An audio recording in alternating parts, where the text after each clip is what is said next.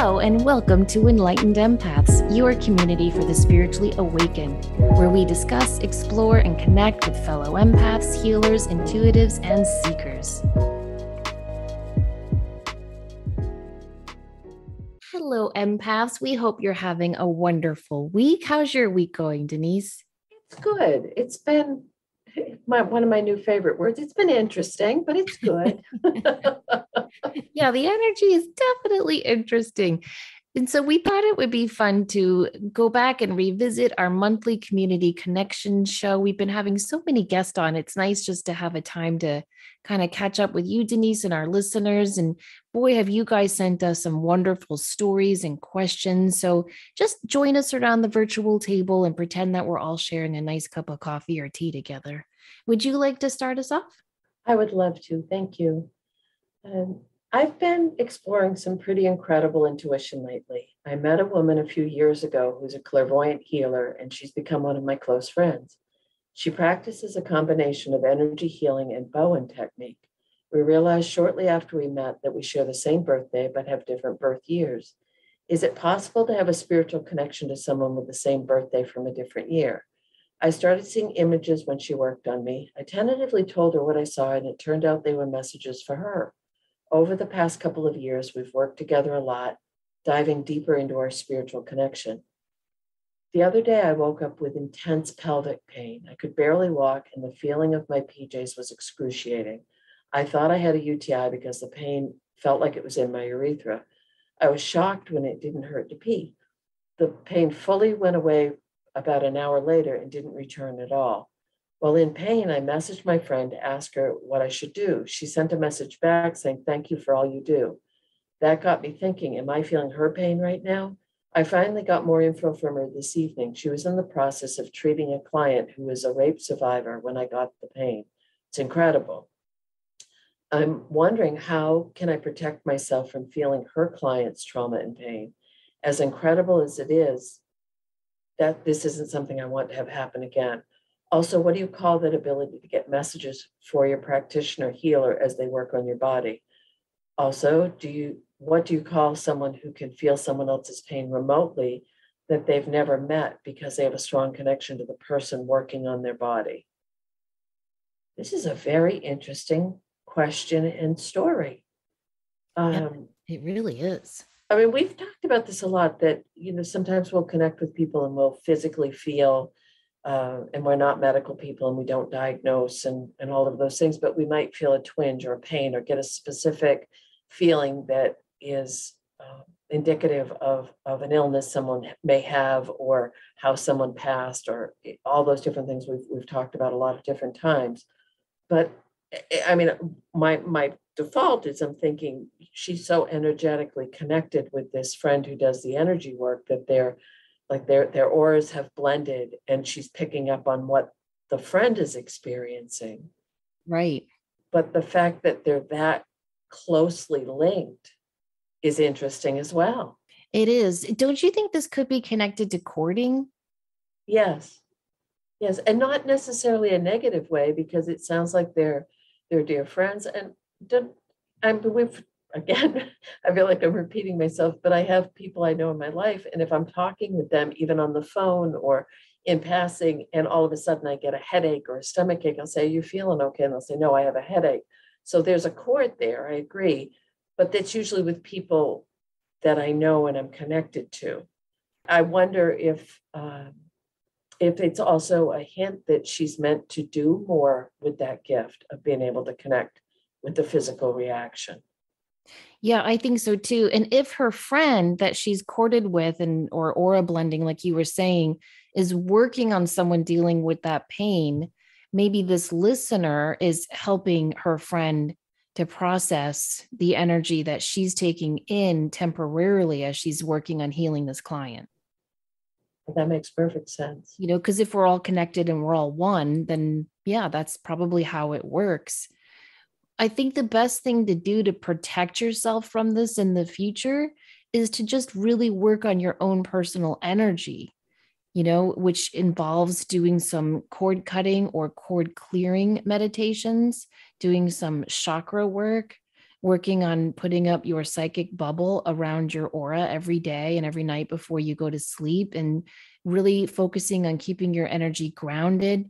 And sometimes you have to kind of tuck your energy in, like just kind of pull your energy into yourself, which is an aspect of sacred selfishness where we just have to say, yeah, I might have these gifts and abilities, but not today. Mhm. Today I've got to work on getting my own energy back. And so I think the more we go consciously throughout our day and really work on our spiritual body, as much as we work on our mental, emotional, and physical body, you can prevent this from happening in the future. That's wonderful. That really covers it too, doesn't it? But it's a lot. It is a lot. And, of course, there are so many different things you can do. I mean, you can, one of the crystals I recommend for anyone who works as a healer is black tourmaline, because it really works to put up a barrier in your energy so that you can still do the healing, but you're not taking the energy in as your own. And labradorite is also good for that. So you might want to get your friend a nice chunk of black tourmaline that she can keep underneath her massage table, for example. Okay, our next one says, regarding your recent episode on soul retrieval, I'm a specialist in childhood trauma and have worked in the field for 20 years and in education for 35 years. So now that I've established credibility, let me give my 2 cents. Samantha, you said we get stuck where the trauma happens and then question the validity of that. I'd love to share some insight. The original or earliest trauma in our life is the beginning point of where we get stuck across all domains. If this trauma happened before 36 months of age, it has the effect of a tsunami in the brain, whereas traumas after that age can be a tsunami or a tornado, depending on intensity, frequency, and duration of the trauma. Therefore, we have the ability to regress to the earliest trauma in our life, depending on the energetic resonance of that trauma. Each trauma has a particular energetic resonance. When a new stressor comes into our brain via our senses, including our clairs, then our brain says, hey, this feels just like insert traumatic incident. And your brain finds the file that is resonating the same and opens it up. Then we go back to that age that energy occurred and corresponding behaviors occur. So we are stuck at many age levels, depending on the age that the trauma happened and the resonance of the present stressor. This will dictate to what age we are stuck and to what age we regress to. Isn't that fascinating, Denise? It is. It's incredibly fascinating. And it also does support what we talked about in the soul retrieval of going back and getting that peace and bringing it back. And bringing it back, yeah. Right. And reintegrating that energy back into your life. I wasn't aware of, and we both as teachers, we've had child development classes, that the impact of trauma before 36 months of age had that effect of a tsunami. Yeah, I wasn't aware either. And I really like the way she compares it to, either a tsunami or a tornado, depending on the intensity, frequency, and duration of the trauma. That's really interesting. So maybe what I take from that is, like, if you were in a really scary car accident at 5, there's going to be trauma there, but it might not be as traumatic as if you were in a very abusive home from the age of 5 to 10. So that's interesting. So we're stuck at different levels. And what I take from this is that we're going back to that age that reminds us of the current trauma. So it's not like, I think what I was saying on that episode was that what I had read was that we're stuck at our first trauma. And she's saying, no, depending on what's happening now, your brain is going to kind of go through the Rolodex of files and say, oh, wait, okay, this is like what happened when you were 7. And then those similar behaviors you had when you were 7 are going to come back up as to how you dealt with it. It must have a similar resonance and frequency to bring out elicit that same response. Yeah. So that whatever you're going through is hitting that. But the more and more research that comes out on this, the more and more people are doing deep dives right now into trauma recovery, ancestral healing, all of those things. And I think the more information we get about this, the more we're able to finally put it to rest and say, okay, it ends now. And this is what I need to do to heal, whether it's through a traditional therapist or through soul retrieval or through meditation or through, I mean, you'll find what resonates best with you. Yeah, but I agree that it seems as we're all kind of up to say, okay, it's time to heal this. Yes. I love that. Thank you so much for sharing your 2 cents too. Yes. That's worth more than 2 cents. Our next one is very quick. Why do I get so angry when visiting my dad at the cemetery? When I go, I leave there pissed off. Is he mad? Is it me? I don't think he's mad. I really don't think he's mad. And I don't think it's you. I think it's grief.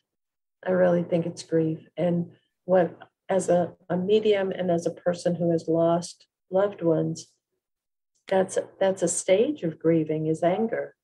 And it could be anger about being left behind, or anger that something wasn't resolved, or it's part of the process. And people, from personal experience and from talking to so many people as a medium, it really depends on how you need to work through this with your dad. I don't believe it's forever, and I don't believe he's angry.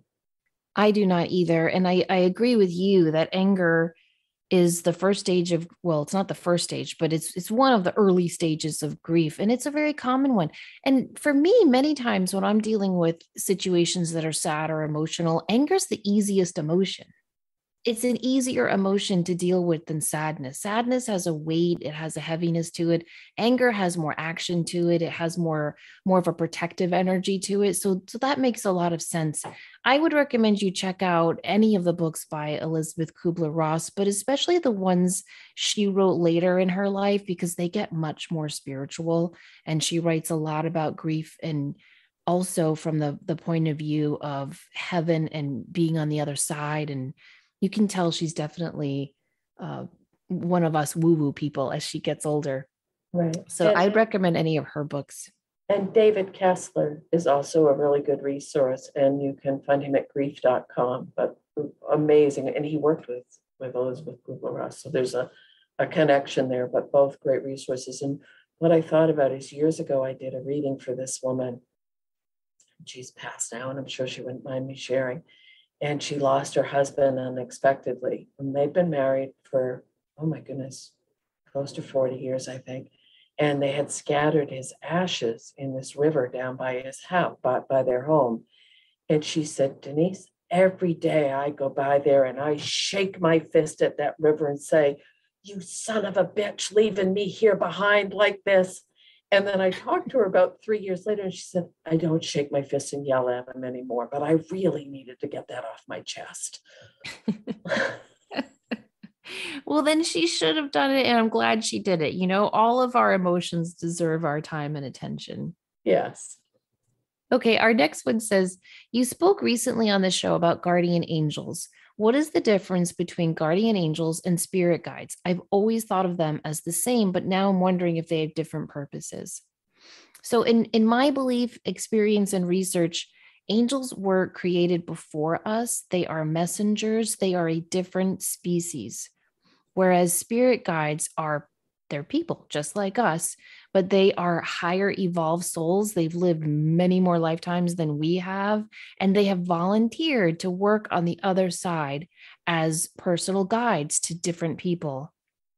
Usually it's someone that resonates with your energy. Maybe you guys have shared a past life before, usually not, but usually there's something in your soul plan, a challenge or an opportunity or a very important purpose you're supposed to share that the guide has also had experience with. And so he or she will say, I know that soul path. I'll help this person out. So spirit guides are people who have lived before. They are humans, whereas guardian angels are not human beings. They are a different species. And according to all the major religions, they were created before humans were. And their job is to be messengers between us and our creator. Very well said. Well, I was also thinking about, some people feel really connected with a being or a spiritual being or an animal guide or a, so there's that whole other factor to consider as well. But with what the way you describe the difference between an actual spirit guide and a guardian angel is beautiful. It's a great way to describe it. That's true. And then there's our higher self. We have to remember that too. Right. And then the people that channel from the ascended masters or the higher realms, or it just the we say this a lot too. It doesn't matter. There's always so much more that we learn when we explore this world. It just Yes. you can never tap out. And that's one of my favorite things about juju is that you can never be the best. You can never learn it all. You can never, because there's always something else. And I love that we get to talk about this stuff with each other and also with our community of listeners so that we can say, oh, okay, that makes sense, or that doesn't quite resonate with me, but that's an interesting concept. Yeah. And I love that hopefully we model for listeners that you can learn and grow and change your mind. When I started doing psychic teachers, do you know that I did not believe in reading reverse cards in tarot? Really? Yeah. I was like, nope, I'm not going to do it. Because I wanted to use the tarot just to kind of kickstart my intuition. Yeah. And then I changed my mind and I was like, well, if they're showing up reverse, there might be a reason. So I think it's important to let yourself learn and grow and change what you originally might have thought or believed as well. Right. And that's a Because good there's, benchmark for life too. yeah, there's always so much more to learn. Our next one is I'm an empath, mostly to do with animals and their suffering in the world and their pain. But I also feel the emotions of the world or full moon or just about anything. Right now, I'm hating the world and feeling too much. Since lockdown, I find myself avoiding going out so I don't feel things from other people. I do work full time away from home and make myself walk at lunch and on the weekend. My mother died right before COVID, and I find myself avoiding going to see my dad because I'm afraid of seeing all mom's stuff and how I'll feel. I've been told my whole life I'm too sensitive, and I know that's BS. This is who I am, and I'm proud. I just need to know how to deal with my gift. First and foremost, as always, our apologies on your mom's passing, and especially right before COVID, because the restrictions and the lack of being able to be with people or have traditional ceremonies. It's been really difficult for so many people. So please know you have our empathy and compassion. And the world is a mess right now. I'm not going to sugarcoat it or say, oh, don't worry, click your heels, it'll be great. And as empaths, I talked to quite a few people, and you and I have talked about this. There are these waves of exhaustion, of feeling overwhelmed, of feeling depleted, of feeling that it's swimming against the current all the time. So we're all getting hit with this, but we're also, um, I think the walks are a beautiful thing to reconnect with yourself, with nature, and to do something proactive and deflect that negativity. And as far as being worried about seeing your mom's stuff, that's a really hard rite of passage, because there's a reality to that is very painful. I think a lot of empaths fall into this habit of avoiding that stuff though. And Mm-hmm.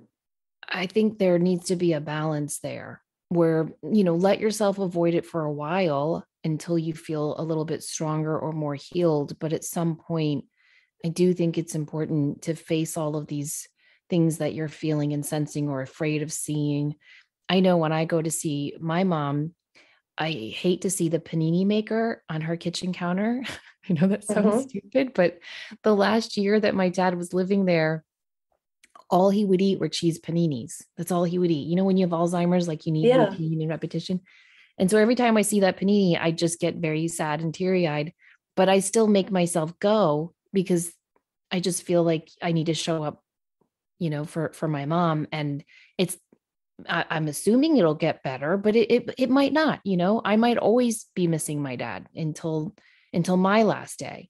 And I just feel like we have to learn to accept this new norm. And it's hard. All of us have had to accept a lot of new norms as a collective.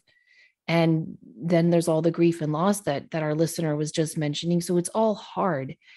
And when we are empaths, we have this this lovely thing where we do feel too much, but it's important, I think, to focus on the positive aspects of that because, yes, we feel the pain of animals and suffering and grief more strongly than other people, but we also feel the beauty of a tree blowing in the breeze or a lovely cloudless sunny day. Like we feel the little beautiful gifts of the world stronger than most people as well. And so I think getting back into a balance of, when am I happy? When am I not happy? And allowing yourself to feel all the feelings and not just avoiding the negative ones. I just think it's so crucial to really honor all of our emotions and not do what I call turtling, where you just kind of pull into your shell. And I'm not saying that she, needs to No, stop no, that no. now, because there are times when we all need to tuck in and take a break, and we need to honor that too. I just don't want to. I've seen a lot of people who have gone through COVID. And now that, I don't know, are we coming out of it, Denise? I don't know. But now that it seems that we're learning to live with this, they're not coming out of their turtle shell. Right. Do you know what I mean? It's like becoming a habit. Mm-hmm. And so I think it's important for her to honor and accept where she is right now, but also kind of encourage and cheerlead herself to um, get back out there and feel all these feelings. And from someone who got that same message and who also is feeling pretty overwhelmed from all the energy right now, if you prefer your own company, do something that uplifts you, whether it's music that brings back muscle memory or visiting animals or writing in a journal or swimming in a, it doesn't matter what it is, but what's going to help you feel better apart from, and that's why we've said this a lot, and also it's become even more and more important to regulate how much you let get in from the world. So if that's too much news, too much media, too much inundation of negativity and fear and anger, you can be stubborn and say, no, you're not going to win on this one. You're not going to take me down with this negativity. But you can also be the gatekeeper for yourself and saying, I don't need to get hit with this again today. Yeah, exactly. That's a whole nother show we should think about, because I've wondered that if you look at Henry David Thoreau or Emerson or even Carl Jung, they all write so much about the beauty and simplicity and pure joy of being alone. And yet I feel in today's world, there's such a societal pressure to not be alone, or there's just this, I don't know, it's not even FOMO. It's just, oh, you like to be alone? There's like a judgment there. Mm-hmm. And I think you need to understand and recognize who you are. And if you're introverted and you prefer to be alone, then own and accept that too. But if you're being alone out of a way to avoid feeling the pain in the world, that's where I think you need to think about what's going on. Look Very, at the very good point. motivations for why you're alone. Mm-hmm. Okay, our next one says, for years now, I've had a recurring dream about being chased by a bear. It is usually a brown bear, maybe even sometimes a grizzly. But one thing is always the same. I'm extremely scared. I run away to hide and seek shelter, and I'm never actually attacked by the bear. I've done a lot of research on what this means, and from everything I found, it means I'm avoiding or running away from a problem in my waking life. Although there are certainly times when I can say this interpretation has been true, I usually feel like I've confronted a lot of these things already. I've also been visited by a wolf in my dreams during a very difficult time. And from that, I've learned to trust my own intuition and set my spirit free from the situation I was in.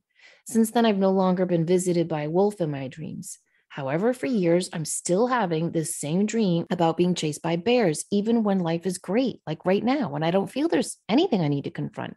Can you help or offer some insight? Well, I think it's important anytime we have dreams like this that are recurring and repetitive, they are trying to tell us something. It's our subconscious that's trying to tell us something. And I think what you need to do is look at what does a bear symbolize to you? If a bear is scary to you, then there is something that you're afraid of that you might not be looking at.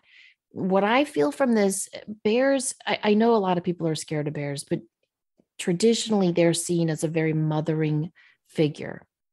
Mama bear, for example. So they're very loyal, they're very committed, and they're very family oriented as a symbol. And I wonder if there's an aspect of you that is not mothering yourself or is focusing on being there for everyone else. And maybe your subconscious is trying to tell you to really nurture and comfort and love yourself a little bit more. What do you think?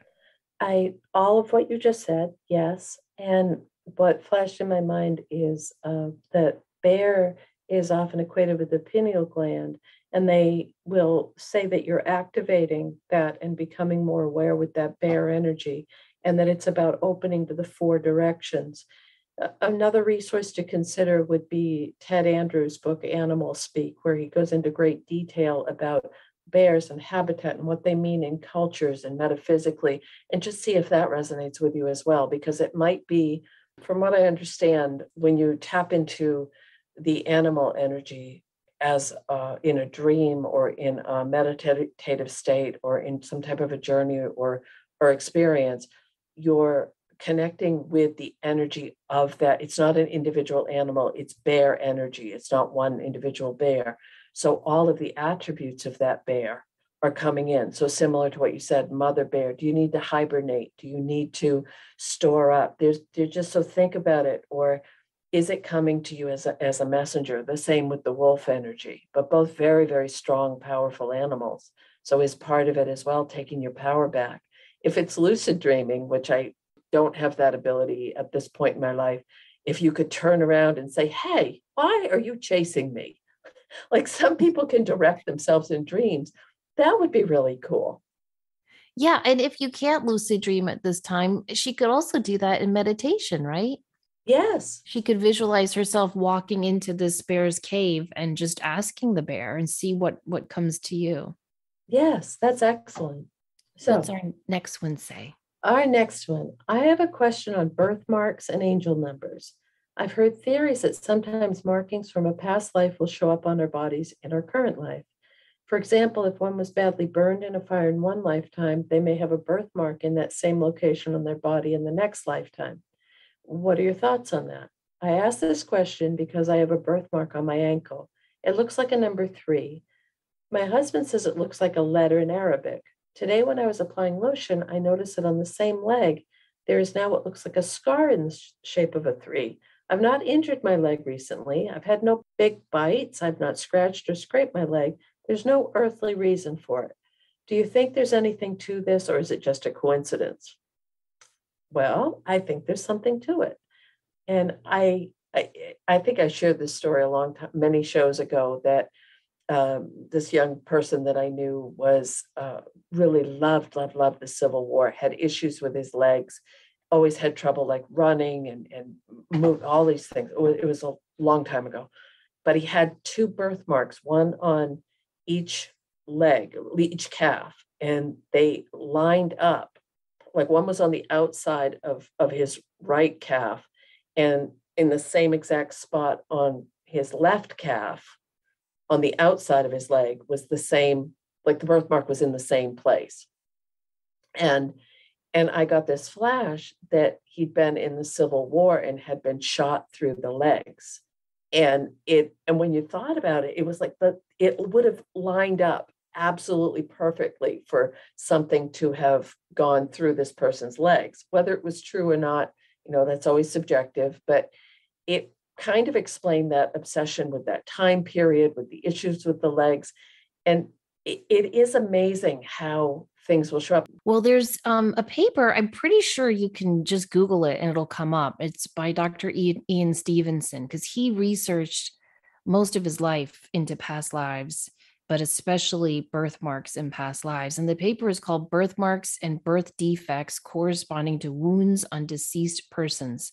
And all he did was, look at this correlation between people who remembered a past life and had a birthmark, and then he would research the past life they remembered and find out that, oh yeah, this person says he was, John Doe in the 1940s, and he did die of a gunshot wound to the chest, and now he has a birthmark on his chest that corresponds to that. So I would recommend that she check out Dr. Ian Stevenson's work, because there is a lot of pretty good research that does show this correlation.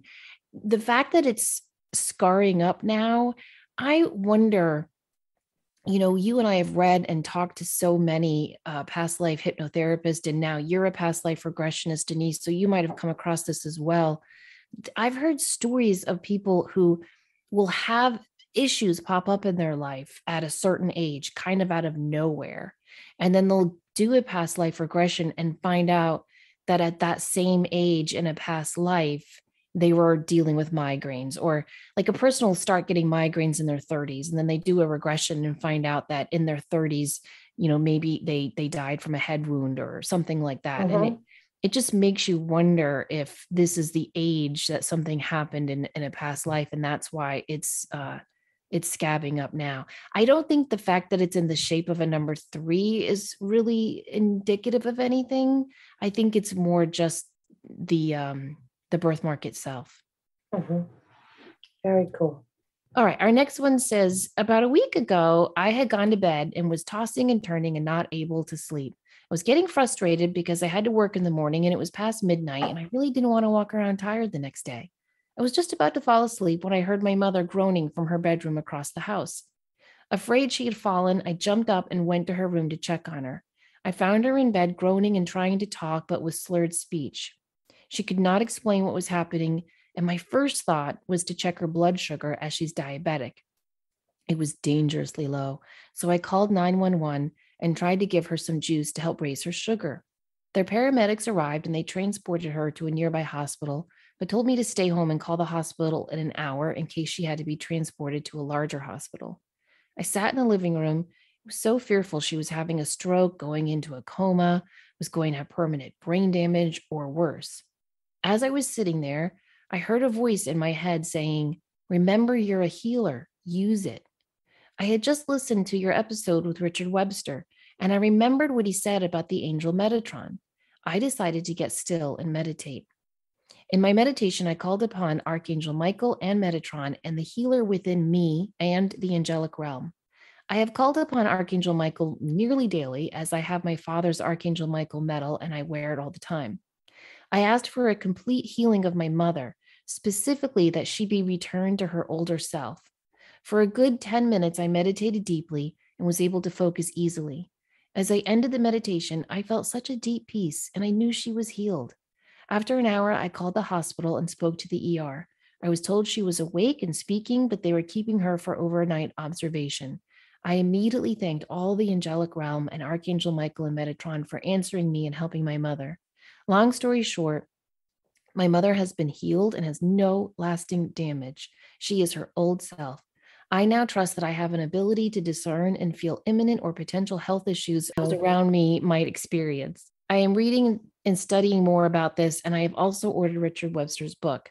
I can't tell you how much I appreciate your show. I live in a very rural evangelical area, and it's been hard to find my tribe and my people. But through your show, I feel connected to a larger community. Oh, thank you so much for that. That's why we do this show.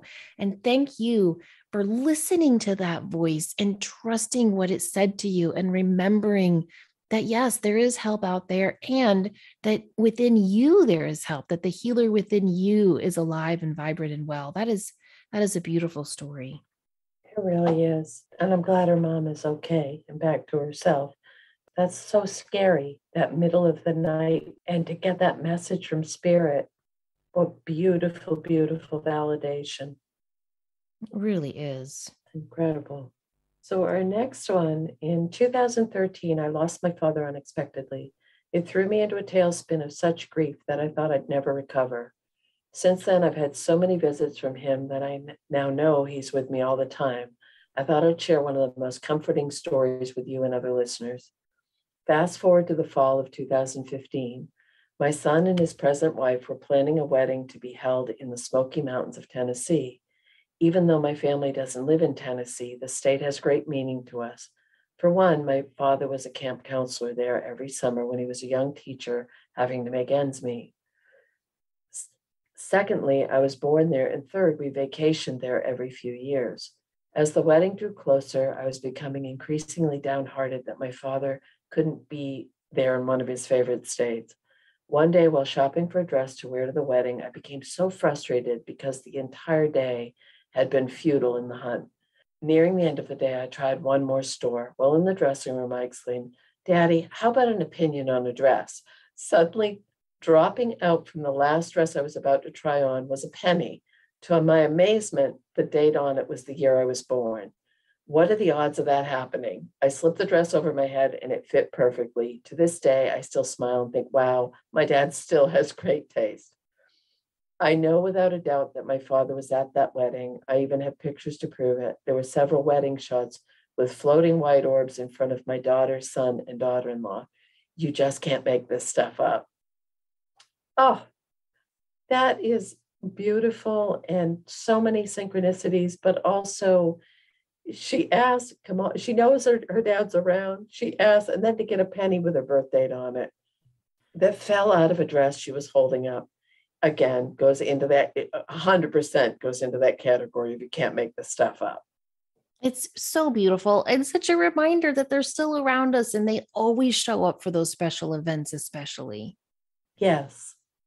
Oh, I love it. It made me so happy the first time I read it, and I feel the same chills all over again now. All right, our next one says, I've been working on my relationship with boundaries, and I have a mantra I say that really helps me. It's today, I am going to let one person down. It makes me laugh because it feels like the opposite of personal improvement, but it's a good reminder that I can't sacrifice myself to keep everyone happy. I learned to practice letting people down from Carrie Richardson's book, What Your Clutter is Trying to Tell You. I've started saying no to things I normally would agree to without thinking. I don't have to be perfect there for everybody friend anymore. I show up and share my light when it is really important, but take care of my energy the rest of the time. I love that, Denise. So, just as a reminder, if you missed it, guys, it's today I am going to let one person down. Mm-hmm. That is such a great mantra because it is a reminder. It's like the way the Japanese do this, and I think the Hopi as well, where they'll stitch a little imperfection into what they're making to remind themselves that nobody's perfect. Right. That is Yes. fantastic. And just a great reminder of we have to take care of ourselves, whatever that looks like for you. But just the fact, I love this line of I don't have to be perfect there for everybody friend anymore. And as empaths, so many of us have played that role. And I don't know about you, but that's wearing thin in some departments. Oh, heck yeah. My mantra might be today I'm going to let at least two people down. Well, thank you guys so much for taking time to share your stories and questions with us. If you want to share one for our next Community Connection show, you can always email us enlightenedempaths@gmail.com, or you can send us a message on our Facebook page. Just search Enlightened Empaths. I just want to remind everyone that my friend Deb Bowen and I are going to be presenting on dreams at the Edgar Cayce Center in August. And I'm going to be back there in November. So if you're near the Virginia area, would love to see you. And just as a little reminder as well, my new book, The Awake Dreamer, comes out September 1st. You can pre-order it now anywhere books are sold. And I sure do appreciate those of you who have sent me wonderful emails and little notes on social media of congratulations. Much appreciated. We hope you guys have a beautiful, blessed week filled with your own wonderful angel encounters, miraculous dreams, and wonderful synchronicities. Please remember, as always, to show up, do great work, and share your light. Take care.